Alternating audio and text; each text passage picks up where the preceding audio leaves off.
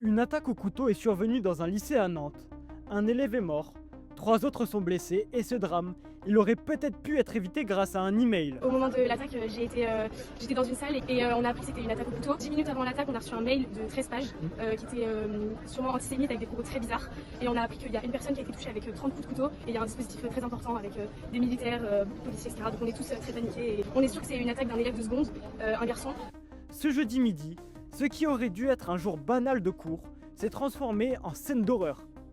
Dans le groupe scolaire Notre-Dame de Toutes Aides à Nantes, un élève a poignardé 4 camarades en pleine journée au sein même de son établissement. L'attaque a eu lieu vers 12h30.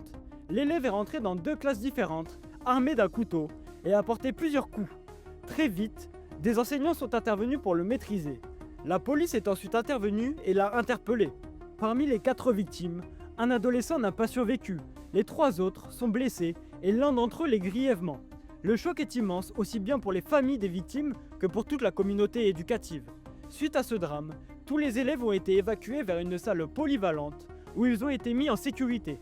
Mais malheureusement ce n'est pas tout. Quelques heures avant l'attaque, un email inquiétant aurait été envoyé par un lycéen à plusieurs élèves de l'établissement.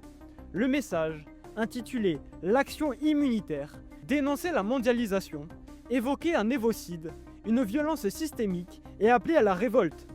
Selon des sources policières, le jeune homme interpellé présenterait des tendances suicidaires. Lors de son arrestation, il aurait même demandé aux forces de l'ordre de lui tirer dessus. Un psychologue va donc être logiquement mobilisé lors de sa garde à vue. Face à la gravité des faits, Elisabeth Borne et Bruno Retailleau ont annoncé leur déplacement immédiat à Nantes.